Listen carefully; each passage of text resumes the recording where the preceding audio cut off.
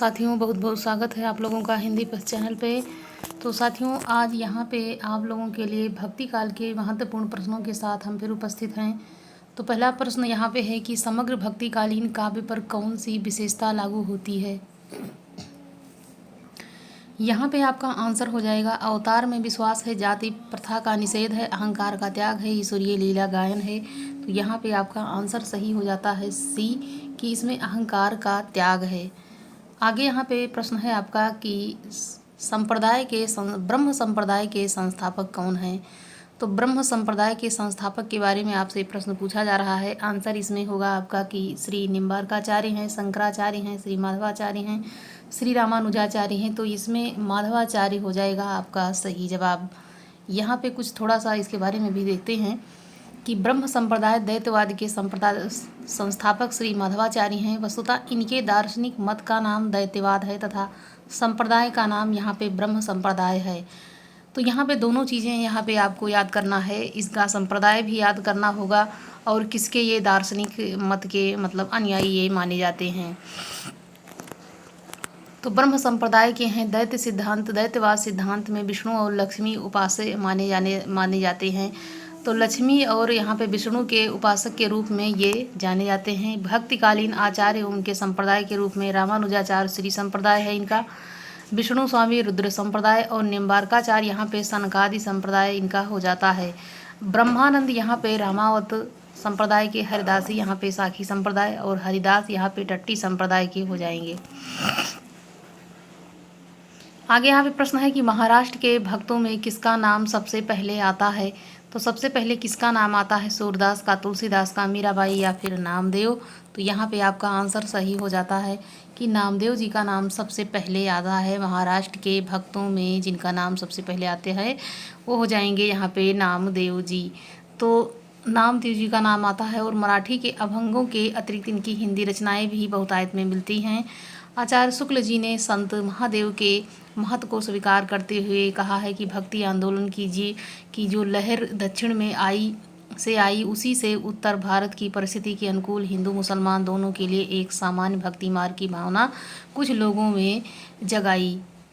यहाँ पे ये प्रश्न थोड़ा जो है विश्लेषण इसका यहाँ पे लंबा हो जाता है। आगे प्रश्नों पे यहाँ पे आप लोगों के लिए बढ़ते हैं। तो यहाँ पे आगे का प्रश्न हो जाएगा कि नामदेव जी का संबंध किस प्रदेश से है। तो यहाँ पे आपका आंसर सही हो जाएगा कि इनका जो संबंध बताया जा रहा है ये हो जाएगा आपका महाराष्ट्र से।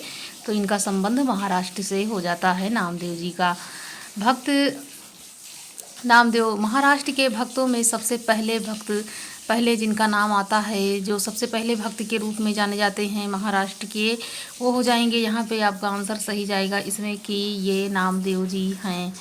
आगे यहाँ पे प्रश्न है कि विठोबा का भक्त किसे कहा जाता है। तो यहाँ पे आपका आंसर हो जाएगा कि इसमें भी नामदेव जी को ही कहा जाता है। यहाँ पे डी आंसर आपका सही हो जाएगा। आगे है कि तमिल भाषा में किस महाकवि ने रामायण की रचना की है। तो कम्ब है, पंप है, नेमचंद है या कृतवास है। तो कम्ब यहाँ पे आपका सही जवाब हो जाता है, इसमें ए आंसर आपका सही हो जाएगा। आगे यहाँ पे है कि तमिल भाषा में रामायण की रचना कम्ब या फिर कम्बन जी ने की है, जबकि बंगला भाषा में कृतवास ने किया है। तमिल भाषा में रामायण की रचना कम्ब या कम्बन ने की है, जबकि बंगला भाषा में कृतवास ने किया है। ये थोड़ा सा प्रश्न यहाँ पे देख करके आप लोगों को बताएंगे, थोड़ा कन्फ्यूजन यहाँ पे आ रहा है।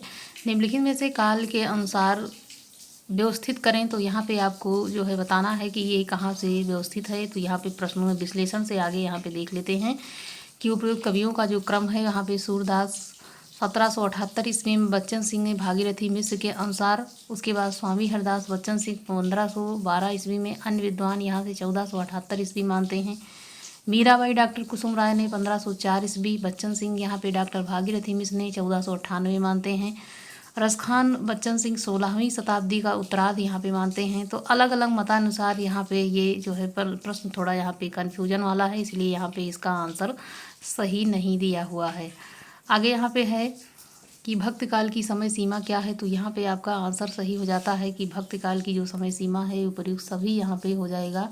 यहाँ पे जो है उपयुक्त में से कोई नहीं, यहाँ पे कोई भी सही सीमा यहाँ पे नहीं दी हुई है। आगे यहाँ पे है कि संवत 1375 से 1700 तक के साहित्य में कौन सी भावधारा परिलक्षित होती है। श्रृंगारिकता है, वीरता है, रीति है, भक्ति है। तो यहाँ पे डी आंसर आपका सही होता है। इसमें भक्ति की धारा यहाँ पे देखने को मिल रही है। आगे है इसमें से कौन से अकबरी दरबार के नवरत्नों में कवि थे। तो यहाँ पे अकबर के जो दरबारों में नवरत्न जो शामिल थे उसके बारे में यहाँ पे आपसे आंसर पूछा जा रहा है। तो इसमें कौन शामिल थे, रसखान, कुंभन या फिर रहीम या फिर तुलसीदास। तो यहाँ पे आपका सही जवाब हो जाएगा कि रहीम इनके जो दरबार नवरत्नों में ये यहाँ पे शामिल थे। अब यहाँ पे उपयोग में से रहीम और मुग़ल सम्राट के दरबारी नवरत्नों में शामिल लोगों के बारे में आपको बताया जाएगा। यहाँ देखिए इसके बारे में कि कौन कौन इसमें शामिल थे। तो अकबर के नवरत्न में यहाँ पे मुल्ला दो प्याजा हैं, अबुल फजल हैं, फैजी हैं, तानसेन हैं, बीरबल हैं, टोडरमल हैं, राजा मान सिंह, अब्दुल रहीम खान खाना और हाकिम हुकाम यहाँ पे। तो यहाँ पे इतने लोग इसमें शामिल थे। आगे यहाँ पे प्रश्न है आप लोगों के लिए। तो प्रश्न यहाँ पे काफ़ी महत्वपूर्ण है ये कि भक्ति के स्रोत को दक्षिण से उत्तर भारत में प्रसारित होने के सिद्धांत का समर्थन करने वाले विद्वान कौन हैं। यहाँ पे ग्रियर्सन हैं, हजारी प्रसाद द्विवेदी हैं, आचार्य रामचंद्र शुक्ल हैं, जयशंकर प्रसाद हैं। तो प्रसारित होने के सिद्धांत का समर्थन करने वाले के बारे में जब पूछा जाए तो यहाँ पे आपका आंसर सी हो जाएगा कि आचार्य शुक्ल जी हो जाएंगे। महत्वपूर्ण तथ्य में यहाँ पे थोड़ा सा देखेंगे कि अन्य महत्वपूर्ण तथ्य में doctor Grierson, Brewer, Keith Wilson इत्यादि विदेशी विद्वानों के मत हैं कि भक्ति के उद्दयन में ईसाइयों का प्रभाव है। आज इस मत को प्रायः सामान्य सिद्ध किया जा चुका है। बाल गंगाधर तिलक, कृष्ण स्वामी आयंगर, डॉक्टर राय चौधरी, आचार्य रामचंद्र शुक्ल, हजारी प्रसाद द्विवेदी आदि विद्वानों ने तथ्यात्मक साक्ष्यों एवं प्रबल तर्कों के सहारे ऐसे भ्रांत धारणाओं का खंडन करते हुए भक्ति का उद्गम प्राचीन भारतीय स्रोतों में सिद्ध किया है। कुछ लोगों ने तत्कालिक रूप से परिस्थितिगत प्रेरणा के रूप में मुस्लिम आक्रमण राज्य स्थापना में भक्ति आंदोलन को जोड़ा है, जिसमें रामचंद्र शुक्ल प्रमुख हैं। आगे यहाँ पे प्रश्न है आप लोगों के लिए कि हिंदी का भक्ति काल बाहरी आक्रमण की प्रतिक्रिया है, यह कथन किसका है। और ये काफ़ी महत्वपूर्ण प्रश्न है और कई बार आपने देखा होगा कि ये एग्जाम में कई बार पूछा गया है। तो हिंदी का भक्ति काल बाहरी आक्रमण की प्रतिध्वनि है, यह कथन किसका है। ये आपका आंसर हो जाएगा इसमें कि ये कथन जो है ये शुक्ल जी का यहाँ पे हो जाता है।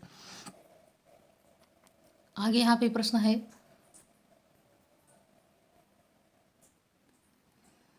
कि रामानुजाचार्य ने किस दर्शन का प्रतिपादन किया है। तो किस दर्शन का उन्होंने प्रतिपादन किया है। तो यहाँ पे आपका आंसर सही हो जाएगा कि इन्होंने विशिष्ट दैत्यावाद का संपादन किया है। किसने, तो रामानुजाचार्य जी ने किया है। विशिष्ट दैत्यावाद के प्रतिपादक कौन थे, तो भी यहाँ पे आपका आंसर हो जाएगा सही कि यहाँ पे जो रामानुजाचार्य हैं इन्होंने ही विशिष्ट दैत्यावाद का संपादन इन्होंने किया है। आगे यहाँ पे प्रश्न है कि दक्षिण के अलवार संत किस शाखा से संबंधित माने जाते हैं। प्रेम मार्गी, ज्ञान मार्गी, राम भक्ति शाखा, कृष्ण भक्ति शाखा। तो यहाँ पे आपका आंसर हो जाएगा कि ये जो दक्षिण भारत के वैष्णव अलवार जो हैं, ये अलवारों जो हैं ये कृष्ण और राम भक्त दोनों की आराधना इन्होंने किया है। तो कुछ लोग यहाँ पे राम भक्ति के अंतर्गत आते हैं और कुछ इसमें जो है अलवार जो है यहाँ पे कुछ राम भक्ति के और कुछ कृष्ण भक्ति शाखा के यहाँ पे हो जाएंगे। आगे यहाँ पे है कि अलवार भक्तों की संख्या कितनी है। ये कई बार एग्जाम में पूछा जाता है कि जो अलवार हैं इनकी जो भक्तों की संख्या है कितनी है। तो यहाँ पे आपका आंसर हो जाएगा कि ये 12 हो जाएगी।